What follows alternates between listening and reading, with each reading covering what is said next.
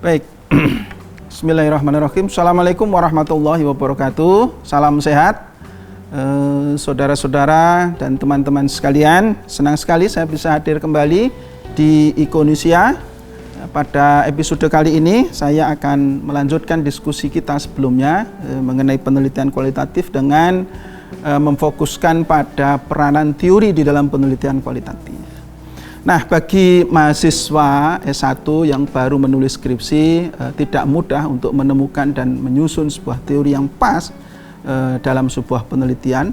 Nah, oleh karena itu seringkali ini memerlukan proses yang panjang dan kegagalan di dalam menemukan teori yang tepat itu berujung pada hasil-hasil penelitian yang kurang memuaskan.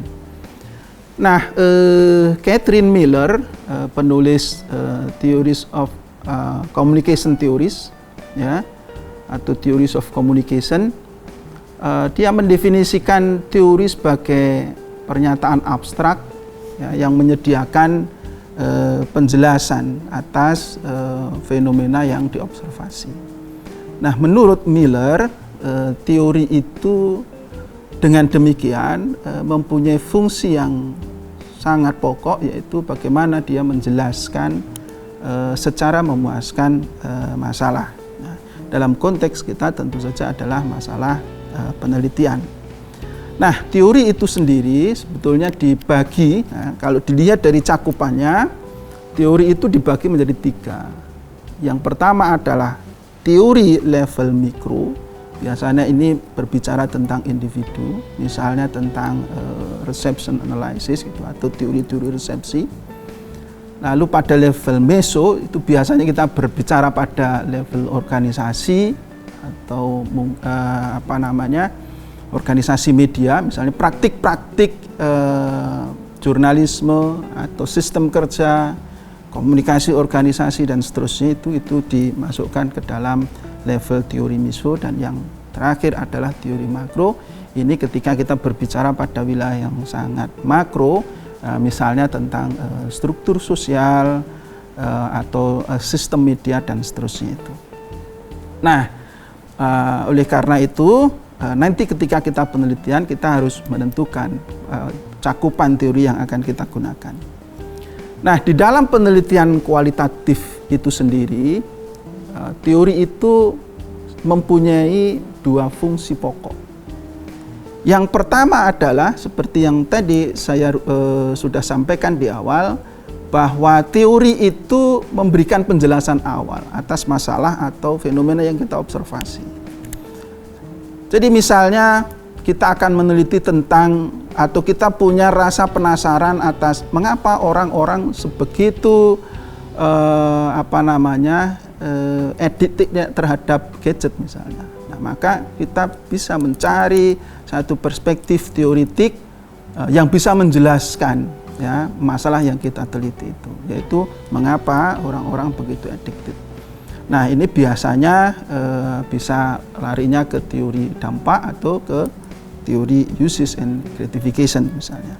Nah, karena dari situ kita bisa merumuskan mengapa orang-orang meminati satu media dan tidak pada media yang lain. Nah, dengan kita merumuskan teori, maka sekaligus di dalam penelitian kualitatif, karena kita sudah bisa menjelaskan secara lebih awal tentang masalah yang kita teliti, maka teori itu juga akan memandu kita di dalam 2 hal. Yang pertama adalah mengumpulkan data. Ketika kita ke lapangan, maka kita akan menemukan sebegitu banyak data. Nah, data-data itu tentu ada yang berguna atau sesuai dengan penelitian kita dan ada yang tidak. Nah, teori itulah yang memandu kita untuk menemukan atau untuk mengumpulkan mana data yang sesuai dengan penelitian kita dan mana yang tidak. Nah, yang kedua, teori juga berperanan di dalam nanti ketika kita masuk ke tahap yang disebut sebagai analisis data. Ya, jadi ketika kita bertemu dengan data yang banyak, kita akan melakukan coding. Nah, coding data itulah yang dituntun oleh teori yang sudah kita rumuskan sebelumnya tadi. Nah, lalu yang terakhir, peranan teori adalah mentafsir atau menjadikan teori sebagai pisau analisis untuk membaca kembali data yang sudah kita kumpulkan dan kita analisis. Nah, dengan peran yang sebegitu penting, maka merumuskan teori pada tahap penelitian itu menjadi sangat penting. Meskipun di dalam penelitian kualitatif, ya, teori itu bisa berubah karena desain penelitian bisa berubah, sehingga teori juga bisa berubah. Nah, meskipun demikian, dalam banyak kasus, terutama kepada mahasiswa-mahasiswa yang masih pada tahap awal di dalam melakukan penelitian, kesulitan sekali teori apa yang pas. Seringkali terjadi ada banyak teori dimasukkan dan sebetulnya itu bukan teori, tetapi definisi-definisi yang dikumpulkan.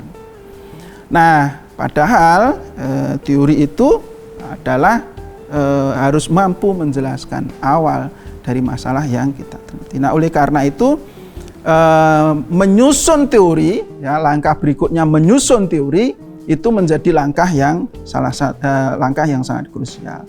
Nah, bagaimana caranya? Kita harus kembali ke pokok penelitian. Penelitian itu dilakukan untuk menjawab masalah.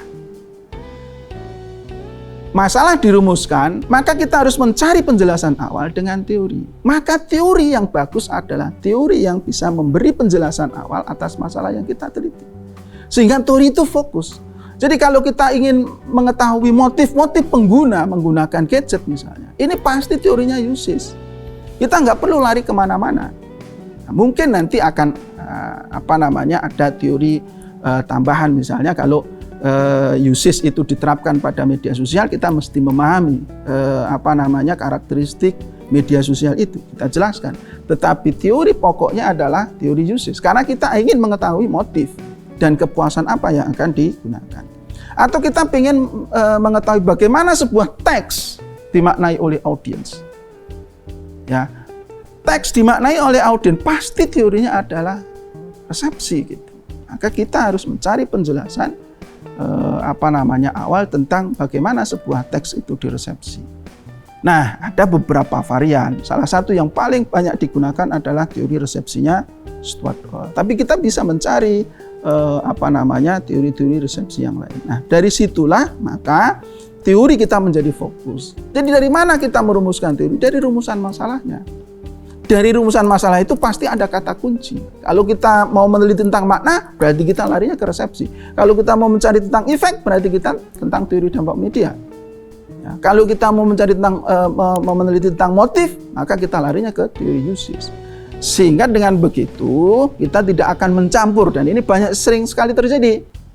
Ya, teori usage dicampur dengan teori efek dan seterusnya. Atau dia berangkat dari teori yang makro, media massa adalah, ya tidak perlu. Kalau kita meneliti tentang televisi, ya sudah langsung. Ya, teori tentang televisi dan teori tentang usage yang berhubungan dengan televisi. Nah, itu terkait dengan bagaimana kita menyusun teori di dalam penelitian. Ya. Nah, yang terakhir adalah dari mana kita menemukan teori atau sumber-sumber teori. Nah, menurut saya, kalau kita membaca buku-buku teks kuliah, maka teori dalam kajian komunikasi itu sebetulnya bisa dibedakan dalam 2 rumpun saja, atau 3 rumpun ya. Yang pertama adalah teori media, teori komunikasi. Ya, nanti di sana akan ada banyak sekali teori-teori tentang komunikasi. Ya, ada teori organisasi. Ya, ada teori tentang makna dan seterusnya itu, ada teori tentang medium dan seterusnya itu. Nah, lalu kemudian ada teori ada juga yang menulis tentang theories of human communication. Nah, di situ nanti ada teori komunikasi interpersonal, ada teori komunikasi kelompok, ada teori komunikasi organisasi. Nah, yang terakhir itu adalah teori tentang media. Nah, teori media ini kaya sekali. Ya, yang paling banyak dirujuk kalau media massa adalah teorinya Dennis McQuail, ya, McQuail Mass Communication Theory. Itu memberikan satu perspektif teoritik yang sangat luas ketika berbicara tentang media massa. Nah, oleh karena itu kemudian ketika kita sudah menentukan masalah penelitian, ya, langkah berikutnya adalah kita menemukan teori yang pas. Nah, teori yang pas itu kita mesti membaca. Kalau fokus kajian kita pada media, maka kita harus membaca dulu teori-teori tentang media, termasuk teori media baru misalnya. Nah, teori media baru ini banyak sekali varian teorinya. Misalnya yang dikemukakan oleh beberapa penulis, ya, Andreas Hebb misalnya tentang mediatisasi. Lalu Henry Jenkins misalnya tentang participatory culture. Ya, Van Dijk misalnya tentang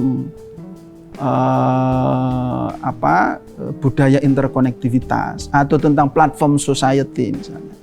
Nah, kita tinggal menemukan kata kunci di dalam rumusan masalah, lalu menemukan fokus kajian kita, apakah media atau komunikasi secara umum, dan kemudian kita mencari di sumber-sumber pokok itu. Baik dari buku-buku yang membahas tentang media massa, atau media secara umum, media baru, atau teori-teori komunikasi atau teori-teori human of communication. Nah, dari situlah nanti kita akan menemukan teori apa yang pas, yang bisa kita pakai sebagai penjelasan awal sekaligus sebagai kerangka teoritik untuk kita melakukan penelitian. Saya kira itu uraian singkat mengenai peran teori di dalam penelitian kualitatif. Mudah-mudahan ini cukup membantu, terutama di dalam menuntun kita memilih dan menyusun, lalu kemudian menggunakan teori itu di dalam penelitian. Sekian, terima kasih. Wassalamualaikum warahmatullahi wabarakatuh.